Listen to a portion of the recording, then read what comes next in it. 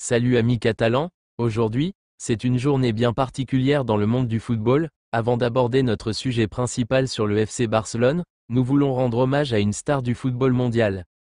Diogo Jota, attaquant international portugais, est décédé tragiquement à seulement 28 ans dans un accident de voiture. Le monde du football est en deuil.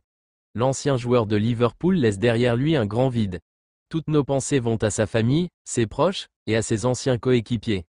Mais maintenant, cap sur l'actualité barcelonaise du jour, et elle risque de faire mal à tous les supporters du Barça. Trahison, Nico Williams ne viendra plus au Barça. C'est désormais officiel et la nouvelle tombe comme un véritable coup de massue. Nico Williams ne signera pas au FC Barcelone.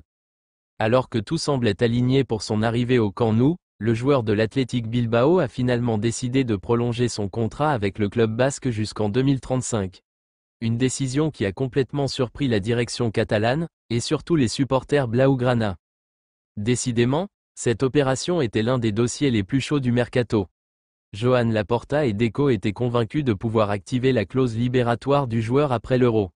Nico avait même exprimé son admiration pour le Barça et la presse catalane affirmait qu'il rêvait de porter les couleurs blaugrana. Mais au final, la réalité est tout autre. Nico Williams a préféré rester fidèle à Bilbao, un choix qui enflamme déjà les réseaux sociaux. Les fans du Barça se sentent trahis, certains parlent même d'une « utilisation médiatique » du nom du Barça pour faire pression sur son club formateur. Sa nouvelle clause libératoire serait désormais bien plus élevée, rendant toute tentative de transfert beaucoup plus compliquée. Les dirigeants catalans, quant à eux, n'auraient été informés de la décision qu'à la dernière minute. Un timing qui laisse un goût amer à Barcelone. Colère au Barça, le club se sent trahi selon plusieurs médias espagnols, le FC Barcelone ne cache pas sa déception. Le staff pensait avoir fait le nécessaire pour convaincre le joueur, notamment avec la promesse d'un rôle clé sous les ordres de Hansi Flick. Les supporters, eux, crient à la trahison. Sur les réseaux sociaux, certains s'interrogent. Plus grand que, le joueur voulait-il vraiment venir? Laporta et Deco se sont-ils fait avoir? A-t-on été trop confiant, une fois de plus? Des questions qui resteront probablement sans réponse. Mais ce qui est sûr, c'est que le club doit maintenant rebondir très vite sur le marché. Et maintenant? Le Barça doit réagir. Avec l'échec du dossier Nico Williams, le Barça se retrouve dans l'obligation d'explorer d'autres pistes offensives. Des noms comme Luis Diaz, Dani Olmo, ou encore Abde refont surface. Mais avec un budget serré et les contraintes du fair play financier, la mission s'annonce difficile.